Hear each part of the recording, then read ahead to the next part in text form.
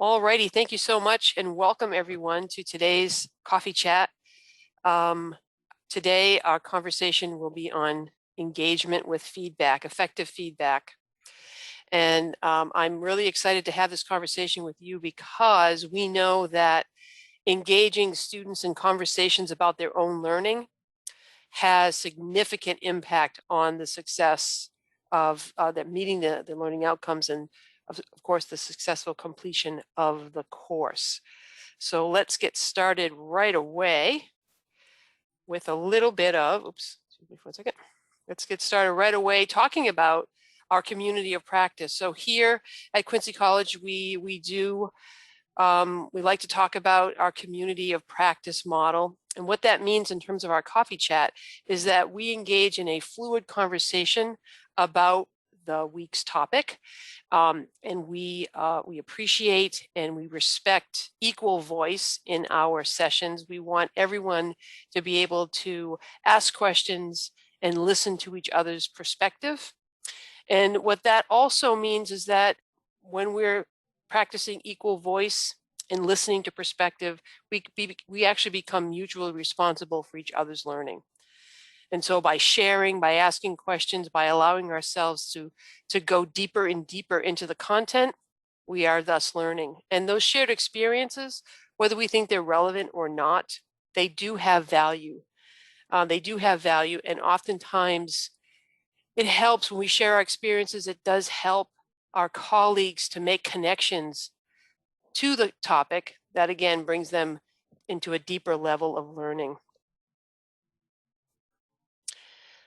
So what are we going to talk about today? So we're going to begin the conversation on student feedback by taking a deeper dive into quality matters just a bit. So we're going to focus first off on some quality matters insight. And then we're going to just go right through the conversation, focusing on encouraging student feedback through proactive questioning and fostering student engagement via our own feedback and student advice. That's an interesting topic. Peer reviews, the use of exemplars, and I want to end our conversation today by sharing a little bit about Critical Friends, which is an actual model of conversation that we can bring into our online and on-campus classrooms.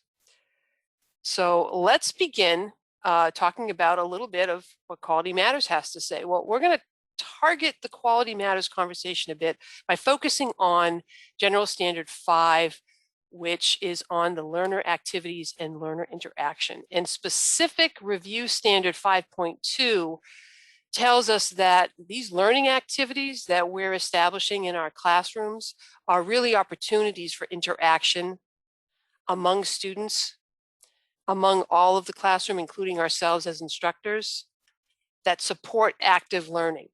And for blended courses, I want to point out blended courses, which are those courses that perhaps have a little bit of online and maybe on campus, or maybe the course is somewhat asynchronous and synchronous, whatever the case may be, there is that blend there. And so when we're talking about the blended course model, learning activities, this is really important, right?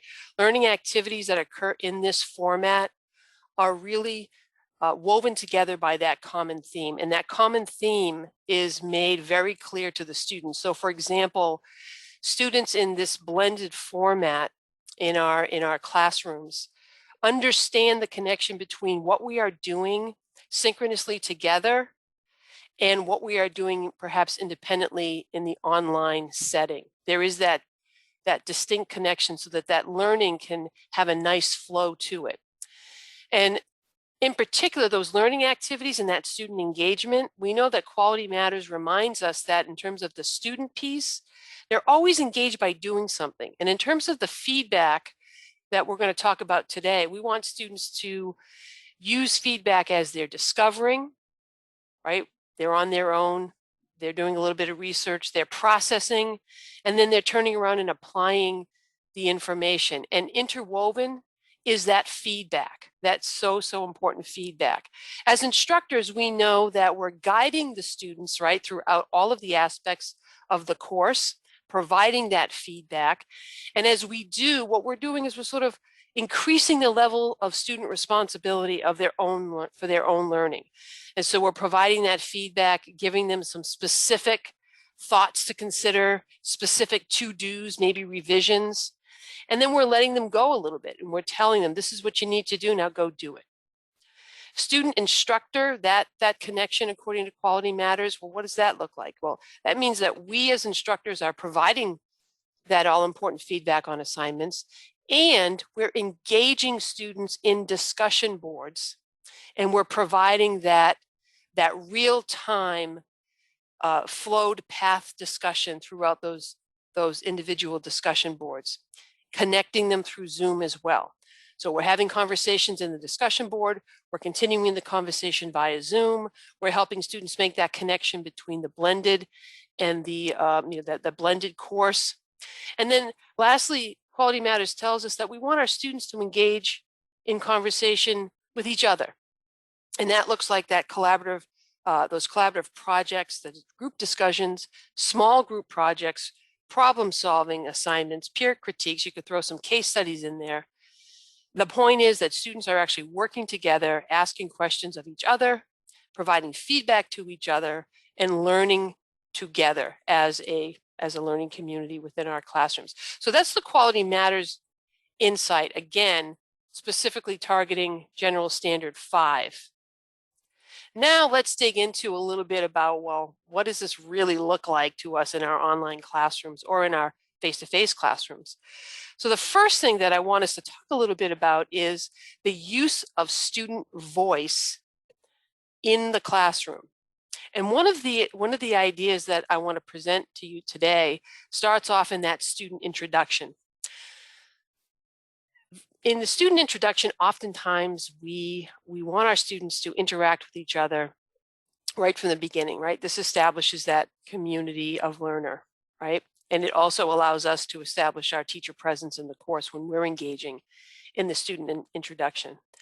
But specifically, when we know that some of our students struggle with certain pieces of face-to-face learning or online learning, I like to put some proactive pieces right in that student introduction, getting them to think a little bit about their plan for success throughout the course.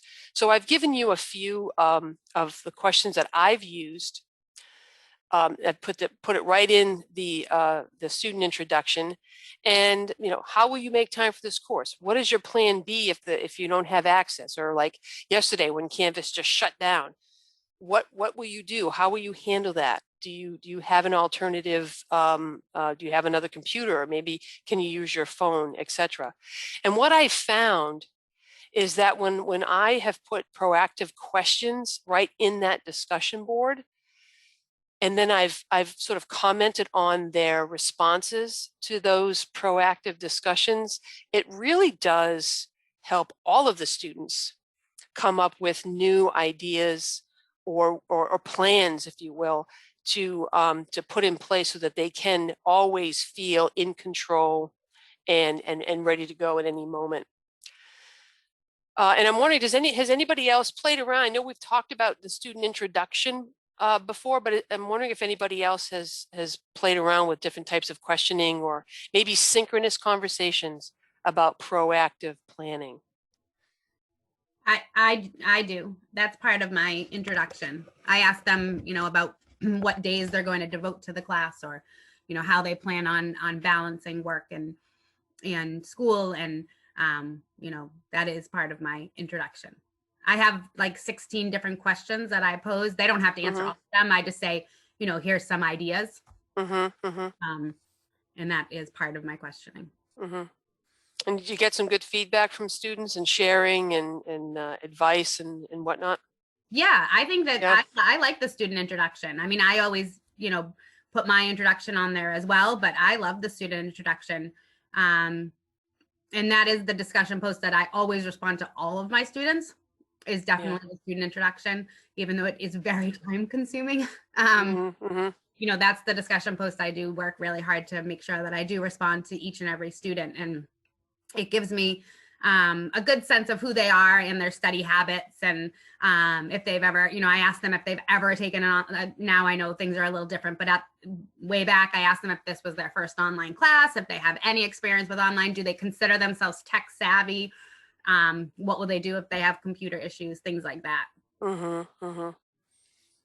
Thank you, Megan. Anybody else, thoughts or questions or ways that you've used? And when we're talking about feedback in particular here, specifically, I'm referencing students providing feedback to each other and then the instructor giving feedback right to the students about proactive planning in the course, let's say. Anybody else, Jason? Yeah, I had not thought about that before, and I think that's a great idea to get them to sort of recollect and think forward what I am going to have to dedicate to this class or whatnot. I'm just wondering if there is any diversity about where is the right place to do that. So I'm thinking instead of in the student introduction, maybe is it better to do that in something similar to the syllabus quiz or some sort of other place with discussion question, something other than the student introduction that's more effective. Thoughts on that? Yeah.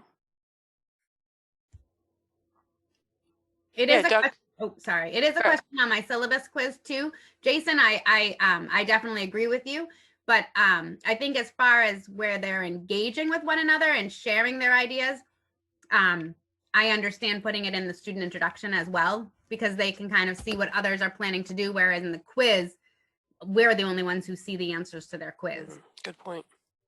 Good point. Dr. Judy, did you want to add some insight? I did. I love the idea of how they're doing, how they are balancing things, especially in the environment that we are currently in and have been for a while, and how they're able to find balance in their lives as well as connecting to the course. I think that's a great idea. Yeah, and I think that, thank you, Judy.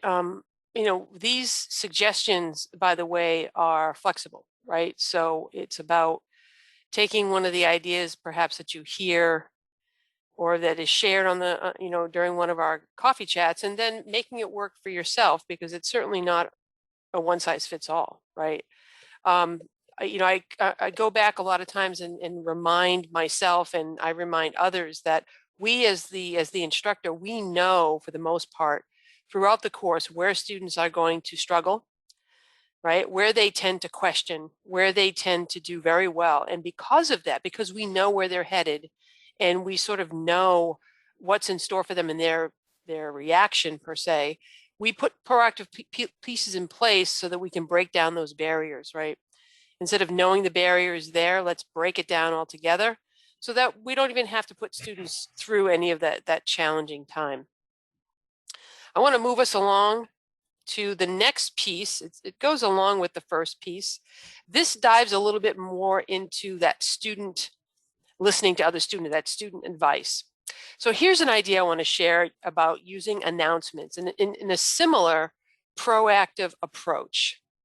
So via an announcement, right, you would share advice that you received from former students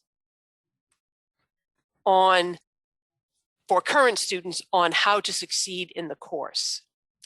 And so what that looks like is, for example, this year, let's say, you would ask your students informally, voluntarily, to just make up a nice, come up with a nice list that would advise next year's students on how to successfully complete the course. So what do you think you would have liked to have known in the beginning of the course in order to help you get through the course a little easier, let's say? So for example, I can imagine someone saying, make sure you read everything that Dr. Ionessa gives you because he expects it, right? Or something like that, right, Michael? Or make sure you follow those instructions because they're important, So all of us have I know, have students who would be interested in sharing some advice. And so next year, let's say, you would, in an announcement, and I just used announcement as an example, and I want to have a conversation about where else this might fit.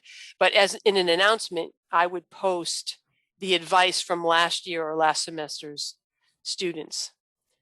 What do you think about that? Any thoughts about that idea? Can you see it working? I used to do this in K-12 too all the time, right? Go ahead, Michael. I use announcements, but it's really funny. I'll find that they're having the same problem, and so I'll make a general idea through an announcement, and then they'll write to me by email because they don't read the announcement. I don't know how to get them to read the announcement.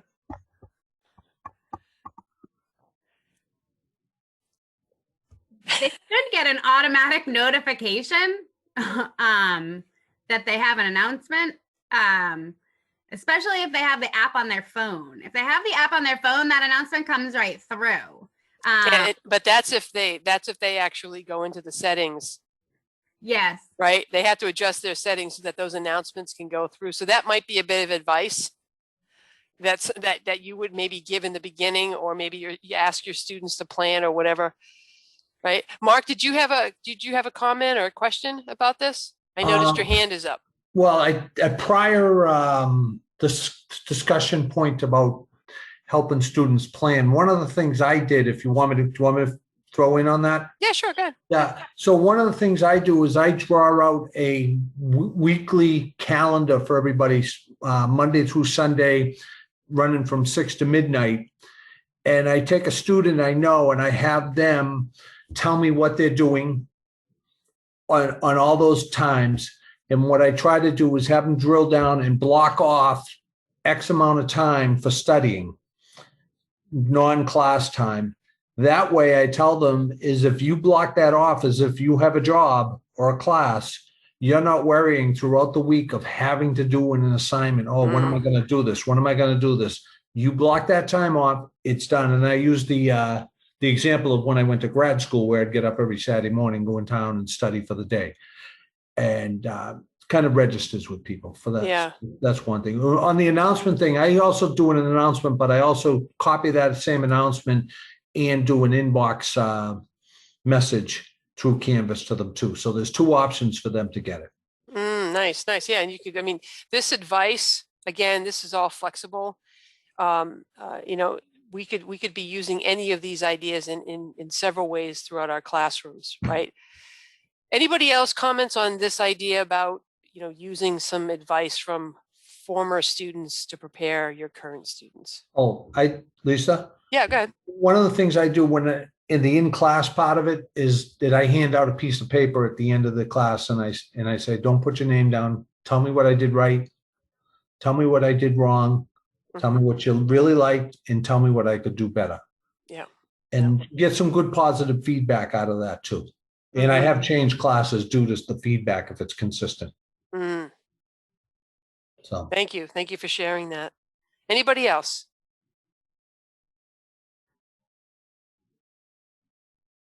All right, well, let's keep going. This is a great conversation. So now let's dig a little bit deeper. We're going to go a little deeper into that onion, if you will, right? Now we're going to specifically talk about fostering engagement, let's say, via the discussion board. So in particular, looking at the peer review option for discussions. And Melody and I talked a little bit about how we could use discussions in a peer review format, a peer review way, and putting people in groups and so on.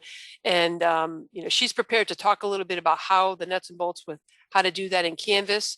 However, I want you to know as we go through this part of the conversation, if you do have questions about the technical aspects of using what we talk about, we are going to be sending out notes with specific links to how to do certain things within Canvas, just so you know. So I pulled out, to move us along in the conversation, I pulled out a little bit of research here.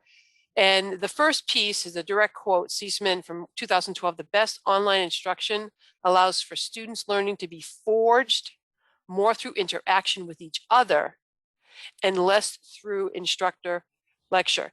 And I'll tell you, this statement resonated with me. I read it, I read it back in 2012, first time I read it. And I was awestruck. I mean, intellectually, I understand that.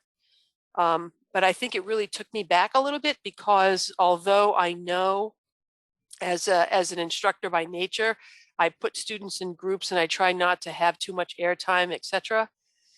But this really caused me to pause a little bit more and think, really, I mean, how much do I really step back and let the students really drive the conversation?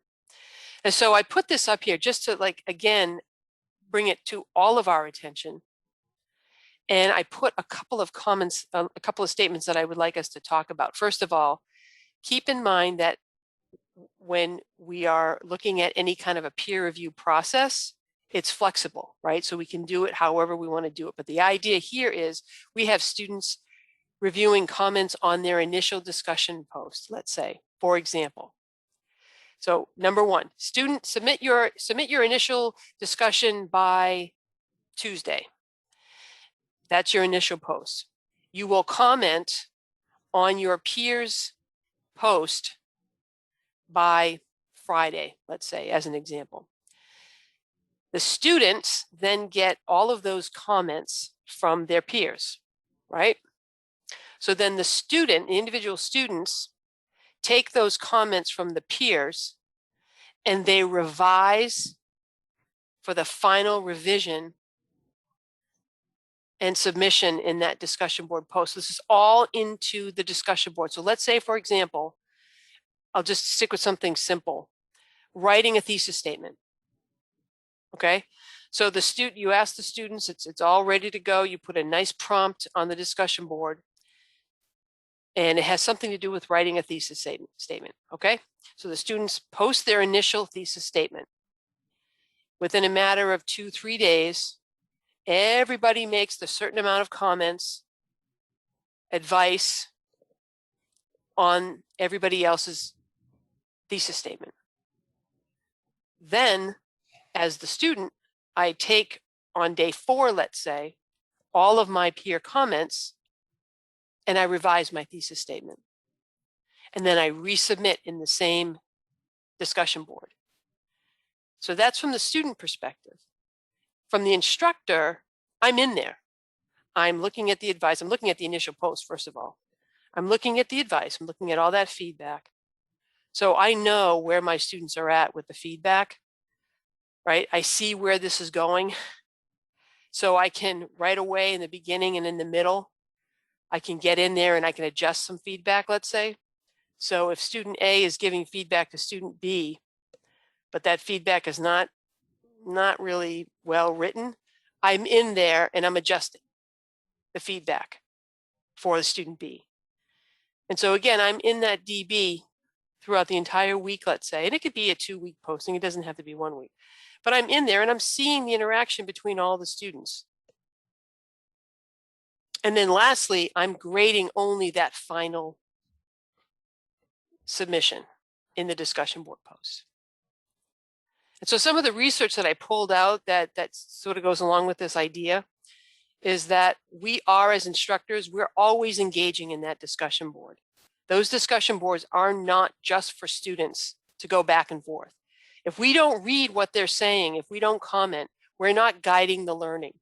And as a result, because we're not guiding them, we are doing nothing to help them foster responsibility over their own learning. When you respond directly back to students in a discussion board, you're putting the onus back on them. And of course, McKeechee tells us that the more comments that we give, the deeper the learning for the students.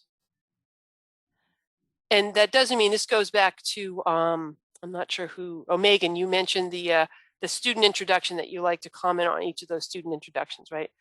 I'm not suggesting that we have to comment on every single student's comment, because I don't think that's doable for any of us. But what I am suggesting is that we map out and take notice of exactly who we're commenting on each week, who we're supporting each week, right? And then we're really, again, and when we're engaged in that discussion, when we're giving them feedback, when we're seeing feedback that they're giving each other, that's really informing the work that we're doing and informing how they're doing. And that's a great way of formative assessment for them as well. And so what do you folks think about that idea? Any thoughts, comments, ways of using it? Jim? I will just share that a couple of summers ago, I took a Harvard Extension course in web programming. And part of that course was for programming assignments. You were given 2 other students' assignments that you had to comment on, just review and comment on. And I didn't see a lot of kind of oversight by the instructor, but your instructor would grade your assignment. The comments had no impact on your grade. There wasn't any kind of reprieve. Oh, you want to update your assignment based on the feedback. It was all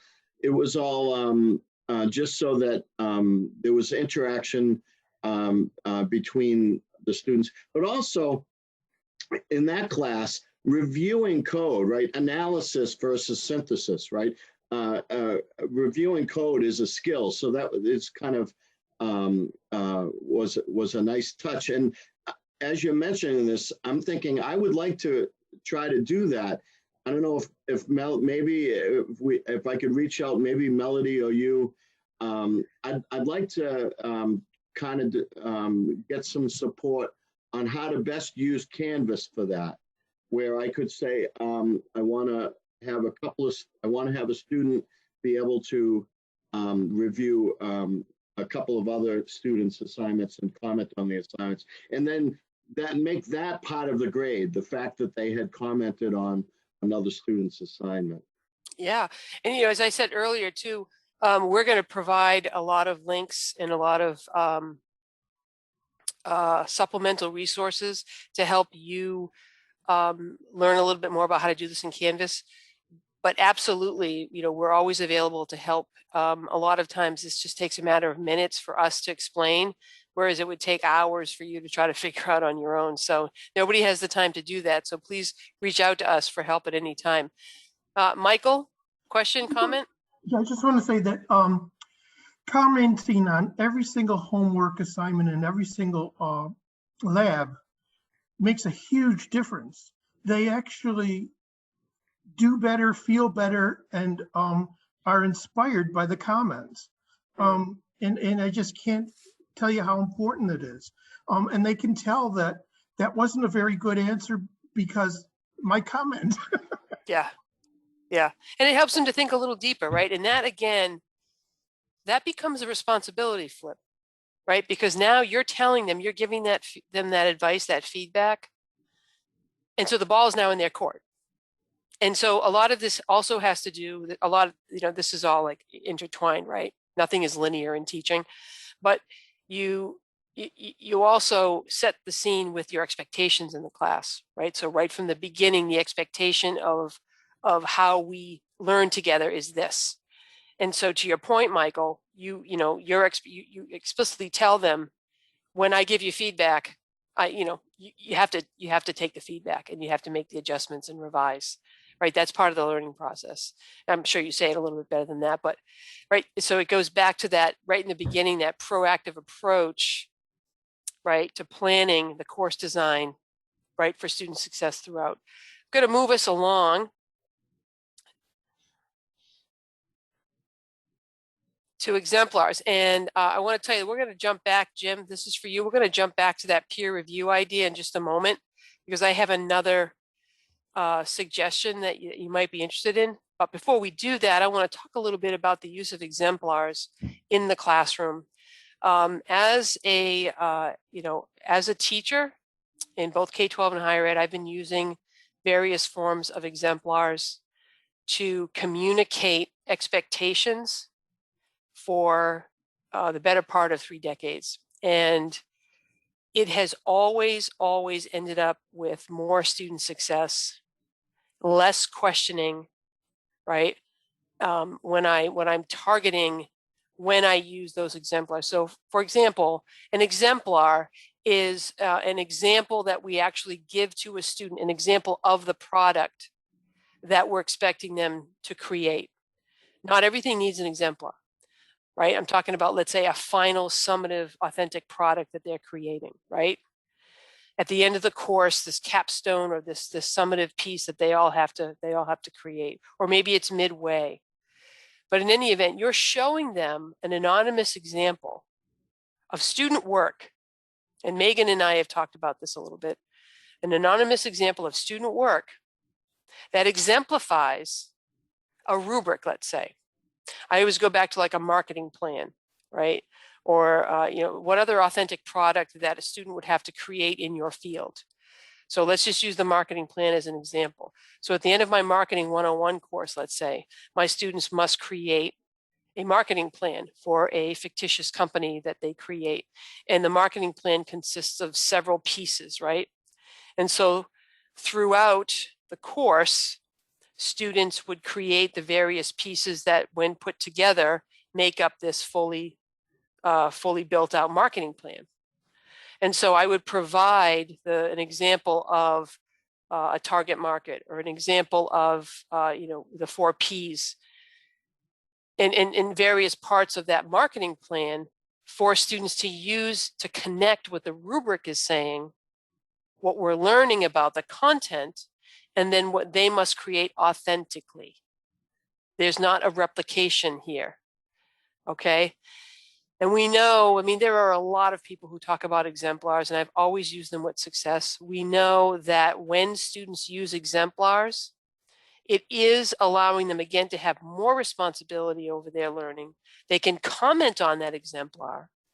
I think, Megan, one of the things that you and I talked about before is that, and just, I'll give you another example, folks. So students would use a rubric and they would score a common sample, an anonymous student sample, using that rubric, right? So you put your students into small groups, they all get the same example, right? They use that rubric, and together they talk about the sample in alignment with that rubric. That is a very, very powerful learning activity, and really drives home, right, the true comprehension of the content and the ability to master those skills. Thoughts, comments? Yeah, Jim, did you want to say something? Yeah, just 2 thumbs up on that idea. Yeah. That's an awesome idea. Yeah. Yeah, thank you. And I, you know, if you have questions about the use of exemplars in your class, if you want me to help you find some, I certainly can do that. One of the ways that I've collected exemplars is, over the years, I've literally asked my students if I may use a certain sample, and I tell them that it will be anonymous, and et cetera, et cetera. And I actually send them back the anonymous sample so they see it. I've never had a student say no, ever. And I use them as an example of the journey. And I mean, there are various ways you can go about doing this. You can show students an exemplar of a piece that's spot on. You can show them one that's missing the mark, and you can tell them to compare and contrast, right? And it really, again, it targets the content, it targets the skill, right? Now, in terms of the cheating aspect, I'll tell you right now, if students are going to plagiarize, they're going to cheat. They're going to cheat whether you have an exemplar or not, right? We know that. Using exemplars, research tells us there's not been any correlation between the use of exemplars and cheating. And for the record, if a student is going to use an exemplar that you share with the class as their work, come on.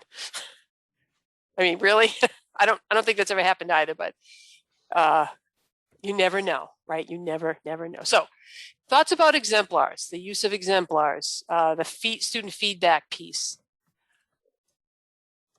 Questions about that? Megan? I like the idea. So I use exemplars for all of my assignments, every single one of my assignments. So sometimes I use examples that I have found on the internet. Sometimes, like you said, Lisa, I have asked permission from past students who have written, especially when it comes to like writing different lesson plans, because my students do a lot of lesson plan writing. I'll ask students, this is a phenomenal example of an ELA lesson. Do you mind if I share this? My only problem is I like the idea of having them use a rubric and grade the example, because my only problem is some students don't look at examples provided. And so like I had a student, they had to do an annotated bibliography a couple weeks ago in one of my classes, and one of my students, I don't know what I have a perfect example. It walks you through the step of writing an annotated bibliography. I have a completed annotated bibliography. And she obviously did not click on any of the links provided at all. And it even says examples of annotated bibliography below, please follow the format below.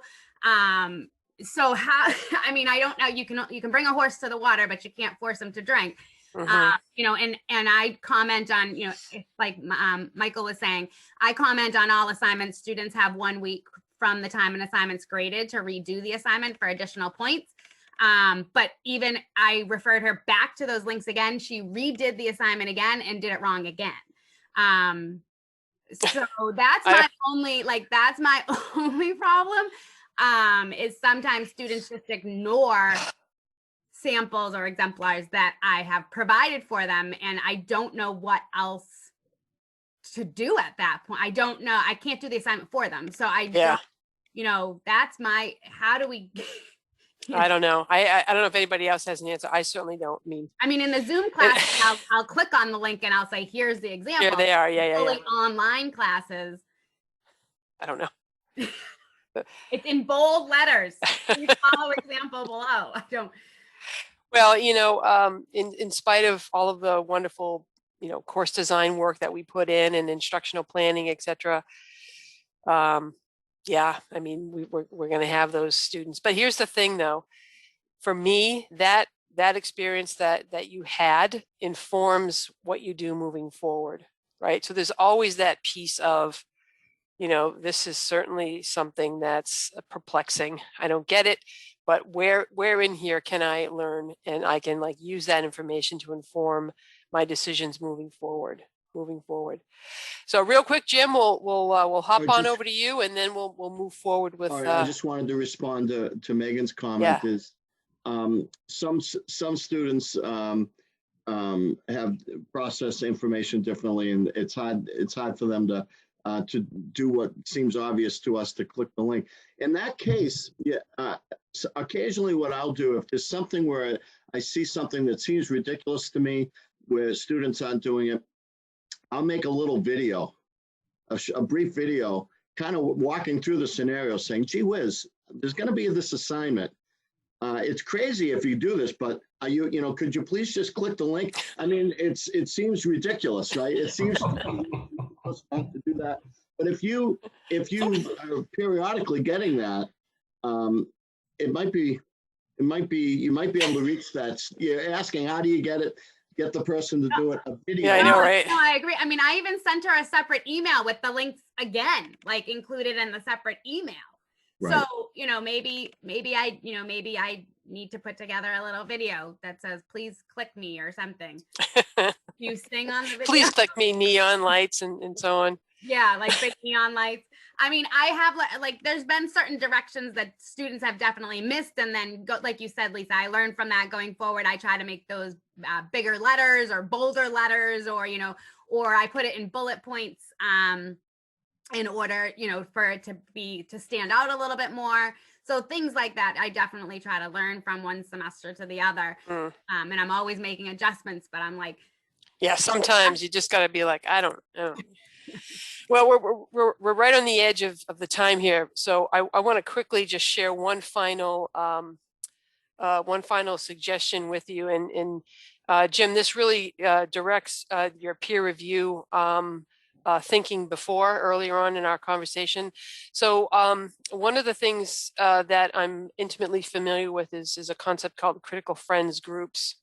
Critical Friends is sort of a community of practice or community of learner model that really allows students to work together in the name of learning for all, let's say. And so one of the ideas that I put together for you here today, taking that Critical Friend group, in mind, is the peer review process. And Jim, this goes back to, again, the fact that we're going to send you information on how to use the peer review setting in assignments. All assignments have this peer review option, and we can walk you through it. But again, we're going to send you some direct links to help you to sort of get you to look through the process. But essentially, what happens is, in this idea, you put your students into 3 or 4 small groups. I would actually put them in the group myself. I wouldn't have them manually select groups. And then I would have the students submit the assignment to their group prior to submitting it to me, the instructor. Now, what that means in the peer review process is you put your students in groups, and then you allow them to, in the peer review, they can go into like the speed grader per se. I don't know if you're familiar with how you can grade and provide comments in speed grader, but imagine your students doing that for each other. That's essentially what this is. And so you, as the instructor, right, most importantly, have the opportunity to go through group to group to group, so you can see the flow of the comments. You can add your own comments, etc. And again, what this happens is we're putting students in the center of the work, responsibility for their own learning, mutually responsible for each other's learning, right? And I gave you a little bit of suggestions at the bottom that you'd provide a guide to the students when they're in this process. So it's not just, here you go. My suggestion, if you choose to do this peer group idea, is to give them specific guidelines on what the expectations are, right? I think, Jim, you mentioned this earlier, and tell them specifically what the criteria is that they're looking for. So they're not just like, it's not like the Wild Wild West, right? Where they're commenting on everything.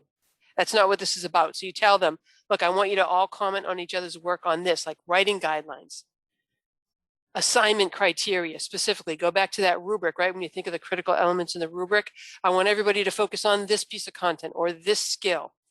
And then we teach them how to provide that respectful, targeted, relevant feedback, right? And we explicitly say, telling them good to go or this looks good is not what we're referencing when we say, relevant feedback, right?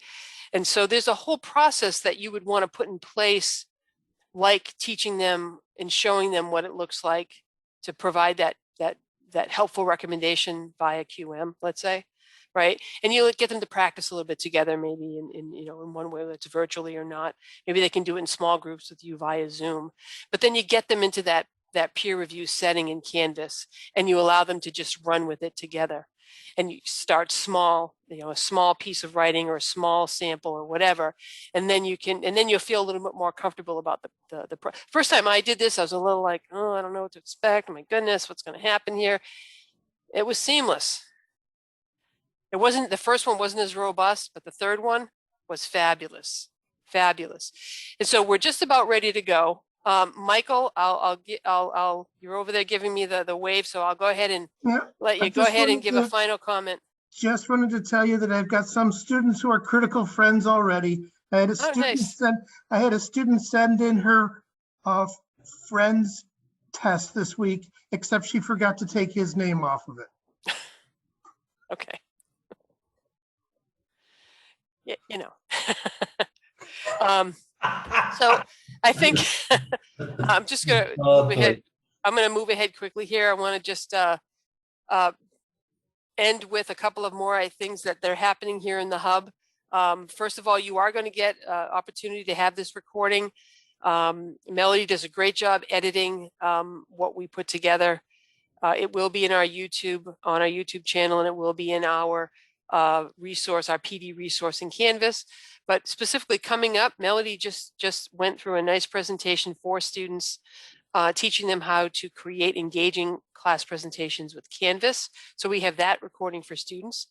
And then next week and the first week of April, I will be running 2 sessions, learning how to learn.